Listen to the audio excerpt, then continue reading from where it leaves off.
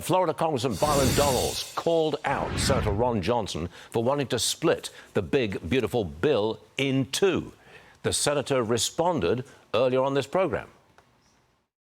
We all know that federal government spending is completely out of control. Deficits are way too high, and we need to bend that deficit curve down. I think what we'll probably end up with is do this bill and then do the work.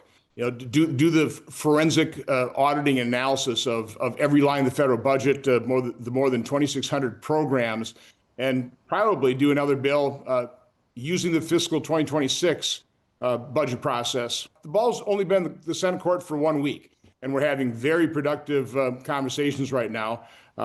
So again, I'm optimistic. So the senator is still keen on splitting the bill in two. And Byron Donalds, on the right-hand side of your screen, Republican Florida, he's not in favor of splitting into two. What's going to happen, Congressman? Well, Stu, first of all, hold on. Let's tamp down all the excitement. I love Ron Johnson. He's doing a great job in the Senate.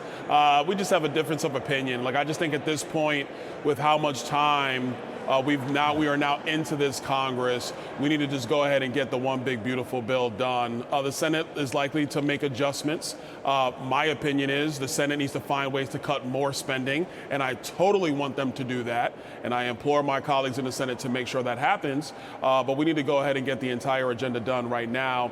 But I do agree. I think there's going to have to be another reconciliation package in the future that probably can tackle some other items around spending that we need to make sure that we fix for the future of this country. But if you do split it up, there's no way you get things done by July the 4th.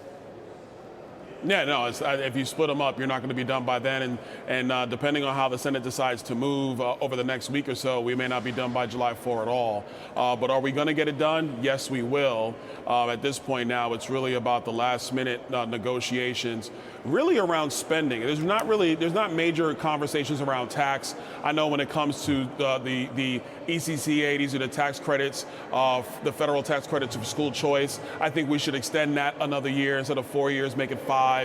We should talk about getting rid of the income caps, make sure every American can take advantage of that. But these are minor changes, minor details. I think at the end of the day, we're going to get the one big, beautiful bill done. But I do think and everybody knows in this town, whether they want to admit it or not, we have to get spending under control. That's both the appropriations process and also through budget reconciliation in the future. 4 former Biden aides have agreed to testify in the investigation into the former president's mental decline. You're on the Oversight Committee. You're going to be asking these 4 people questions. What are you going to ask them? My number one question is going to be, why did you hide Joe Biden from us for so long? Why did it have to take a debate on June 29 to realize he was no longer with us, when the truth is we all knew that? My other questions are, how often was he in briefings? What was the length of these briefings? Did he actually have cogent questions? Did staffers have to put him back on topic and on task, or would he ramble off or go off into corners that were making no sense? I want to know what the medical reports were for President Biden, because they would not release them to the American people. And I have a feeling in a hearing like this, initial questions are going to come, which are going to yield and actually spawn new questions that are going to arise. So this isn't going to be a one-shot hearing as far as I'm concerned. I think this is going to go on for quite some time. Are they testifying under oath?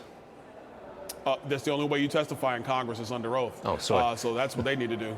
So this is for real. You got to cough up the truth. You got to get at it, right?